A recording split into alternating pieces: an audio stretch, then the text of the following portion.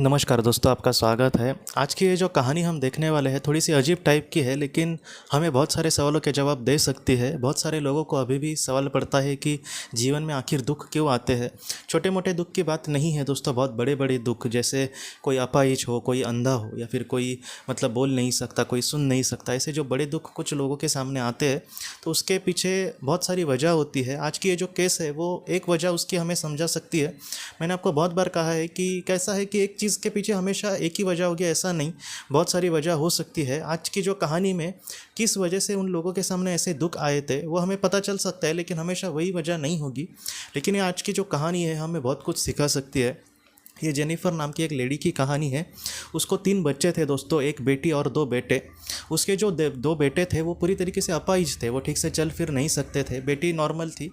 Jennifer का उसमें बहुत वक्त जाता था वो बच्चों में, और उसको संभालने वाले उसके पिताजी भी नहीं थे। जेनिफर के हस्बैंड उनको संभालते नहीं थे, वो अलग ही रहते थे इससे। इसलिए सारी जो जिम्मेदारी थी वो जेनिफर पर आई थी।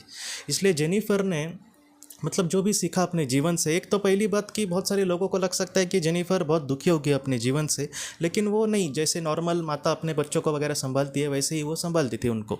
तो वो खुशी से ही सब कुछ करती थी। वो ये सोचती थी कि जिम्मेदारी मुझे बाकी के लोगों को जो जिम्मेदारी दी है, थोड़ी सी ज़्यादा जिम्मेदारी मुझे दी है ईश्वर ने या फिर उस परमात्मा ने, इसलिए वो ज़्यादा टेंशन नहीं लेती थी। लेकिन एक बार ऐसा समय आया जब जेनिफर की पिछले जन्म को देखा गया। तब जेनिफर के पिछले जन्म में दोस्तों जो पता चला वो बहुत ही अनोखी बात थी। और सिर्फ ये अनोखी बात नहीं है, बल्कि हम सब कुछ हम सब लोग बहुत कुछ सीखे इन सारी चीज़ों से। वैसे उसके साथ बात हुई थी। जेनिफर के जो 2 बेटे थे जो अपाहिज थे, जेनिफर ने ये देखा कि उसका पहला जो जन्म था इससे पहले का, वो सेकेंड वर्ल्ड वॉर के काल में हुआ था। और उस जीवन में जेनिफर एक पत्रकार थी। वो जो नाजियों पर उस वक्त अत्याचार हुए थे यहूदी लोगों पर, उस पर वो रिपोर्टिंग वगैरह करने की कोशिश करती थी, लेकिन फिर भी इसको ठीक से कराया दिया नहीं जाता था, रिपोर्टिंग उसको दबाया जाता था। तो इस तरीके से जेनिफर अपनी ज़िंदगी जी रही थी। और ये जो तो उसके बेटे थे वो एक नाजी सैनिक थे उस जीवन में, और उन्होंने बहुत सारे यहूदियों को, बहुत सारे जू लोगों को उस पर अत्याचार किया था उन दोनों ने। और इस तरीके से वो कहीं ना कहीं उनका बहुत ज़्यादा पाप कर्म जमा हुआ था उस जीवन का। और बाद में एक दिन उनकी मौत हुई, और जेनिफर भी उस दुनिया से, उस जीवन से वो बाद में चली गई। वो उसका जीवन खत्म हो गया। जब ये 2 आत्माएं थी, कहीं ना कहीं उसका जुड़ाव या फिर जेनिफर के साथ उनका पहले का भी एक संबंध था। और इस वजह से अब वो कहीं ना कहीं उनके बुरे कर्म जन्मा हुए हैं। तब उनको ऐसे जन्म का उनके सामने चुनाव लाया गया जो हैंडीकैप हो, जहाँ पर उनको बहुत ही ज़्यादा दुख मिले, जो बहुत सारे वो दुखों से गुजर सके ऐसे जीवन से। इस वजह से ये जीवन उनके सामने चॉइस किया था। तो इस तरीके से उन 2 आत्माओं के सामने ये चॉइस रखी थी। और ऐसे वक्त में ऐसी जो आत्माएं होती है वो डायरेक्टली तैयार नहीं होती। जैसे हमें भी अगर कोई कहे कि एक अलग दुनिया में तुम्हें जाना है, वहाँ पर तुम्हारी बहुत सारी मर्यादा होंगी, बाकी के लोगों के जैसे तुम नॉर्मल नहीं होगे, तुम चल फिर नहीं सकते, तो हम भी घबरा जाएंगे।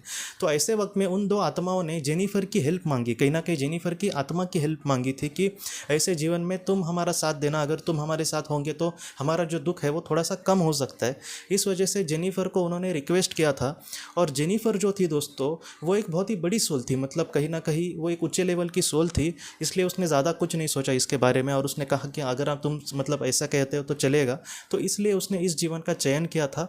और उसने कहा कि हाँ ठीक है, मैं तुम्हारी माँ बनकर आती हूँ, तुम मेरे बेटे रहोगे, और जितना मुझसे हो सके मैं तुम्हारे लिए अच्छे से करने की कोशिश करूँगी। तो इस तरीके से जेनिफर ने उस जीवन को चुना था।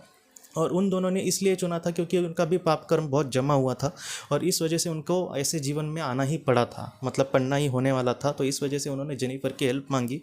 ये कहानी इस तरीके से है। बहुत सारे लोगों के जब मैंने भी सुनी तब मुझे भी एकदम थोड़ा सा अच्छा नहीं लगा, क्योंकि जेनिफर की कोई भी गलती नहीं है, तो फिर भी उसको ये कहीं ना कहीं सज़ा मिली। लेकिन हमें इस बात को पर ध्यान देना चाहिए दोस्तों कि जेनिफर एक ऊंचे लेवल की सोल है।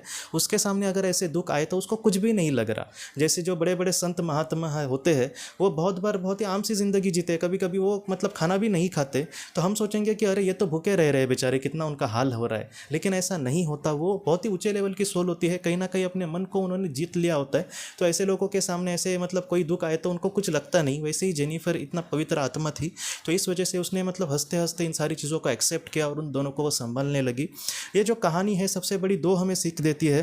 पहली ये सीख कि हमारे जीवन में ऐसा कुछ भी हम कर्म ना करें दोस्तों जिसके वजह से सामने हमारे बाद में हमारे सामने कुछ ऐसे दुख आ जाए। और दूसरा ये हमें सीख देती है कि जो बड़ा इंसान है उसके सामने कुछ भी हो कभी भी नहीं हारता। बहुत सारे ऐसे सुविचार भी आपने देखे होंगे कि जो मतलब बड़ा इंसान होता है वो जितने बड़ी उसके सामने दुविधा आएंगी वो इतना उतना ही बड़ा बन जाता है। तो वैसी ये कहानी सिखाती है। और दूसरा इसका दूसरा एक भाग भी है कि मुझे ऐसे लगता है दोस्तों कि बहुत सारे लोग जो इस परिस्थिति से समझो आज गुजर रहे हैं, तो उसका मतलब ये ज़रा भी नहीं है कि आपने भी किसी जीवन में मतलब दुख मतलब किसी पर अत्याचार किया होगा, दुख मतलब दूसरे को दिया होगा, इस वजह से हमारे सामने ऐसे दुख आते हैं, ऐसा ज़रा भी नहीं है। हाँ, उन 2 लड़के के साथ वैसा हुआ था, लेकिन सारे लोगों के साथ वैसा नहीं होता। बहुत बार आत्माएं खुद उस परिस्थिति से गुजरना चाहती है। हम बाद में भी ऐसे कुछ केसेस देखने वाले, उसमें आपको मतलब और भी अच्छे से समझ आएगा हमें वो सब कुछ। लेकिन हमेशा ही ऐसे नहीं होता कि कोई अपाहिज है, कोई अंधा है, या फिर किसी कोई मतलब डेफ है, या फिर बहिरा है, मूका है। तो ऐसे वक्त में वो हमेशा ही मतलब उसने कुछ बुरा ही किया होगा, इसलिए हमारे सामने मतलब ऐसे पल आया, ऐसा हमेशा नहीं होता। हर एक इंसान के, हर एक आत्मा के अलग अलग कारण होते हैं, लेकिन इस केस में कुछ इस तरीके से हुआ था। तो मैं यही कहना चाहता हूँ दोस्तों कि इस केस से भी हम कुछ पॉजिटिव ले, और वो पॉजिटिव ये है कि हम अपने जीवन में जितना हो सके कभी भी किसी पर अत्याचार ना करें, ऐसा किसी को भी दुख ना दे कि उसको मतलब बुरा लगे या फिर उसका सब कुछ मतलब लूट लिया जाए। क्योंकि ये ऐसे जो हम मतलब मैं हमेशा आपको कहता हूँ कि हम आज अगर किसी को दुख दे रहा है तो दिखने के लिए लिख सकता है कि हम उस पर दुख दे रहे हैं या फिर वो हमसे दुखी है, लेकिन इसका मतलब कहीं ना कहीं यही होता है कि हम अपने आप को कहीं ना कहीं अपने पाप कर्म जमा कर रहे हैं, और भविष्य में ऐसा ही दुख हमें होने वाला है। क्योंकि जैसा हमने कर्म किया है उसका ही रिजल्ट हमें हमारे सामने कहीं ना कहीं आएगा। तो ऐसा दुख हमारा कभी भी जमा ना हो, इसलिए जितना हो सके हमें सामने वाले को संभल कर लेना। कोई दुर्बल इंसान है तो उसका अत्याचार नहीं करने चाहिए। जितना हो सके हमें उसे मतलब मदद नहीं कर सकते तो कोई भी बात नहीं, लेकिन हम उसको मतलब दुख ना दे। तो इस तरीके से हमें अपने जीवन में आगे बढ़ना होगा। ऐसा हम कभी भी कोई कर्म हमसे हाथों से ना हो दोस्तों, जिससे हम मतलब हम ही किसी परेशानी में आए या फिर दूसरा भी किसी परेशानी में आए। जितना हो सके एक अच्छा इंसान बन के ही हमें अपने जीवन में आगे बढ़ना होगा। तो दोस्तों हम अपनी अगली वीडियो में किसी नए विषय को लेकर मिलेंगे। तब तक आप अपने परिवार का ख्याल रखना। आपका बहुत बहुत धन्यवाद।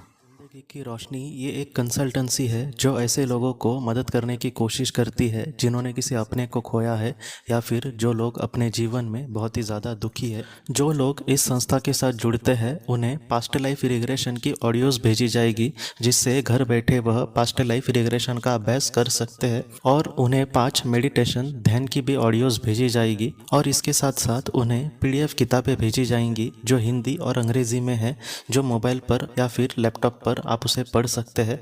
और 10 ऑडियो बुक्स भी आपको भेजी जाएंगी। तो दोस्तों अगर आप इस संस्था के साथ जुड़ना चाहते हैं तो कृपया इस नंबर पे व्हाट्सएप मैसेज करें। आपका बहुत बहुत धन्यवाद।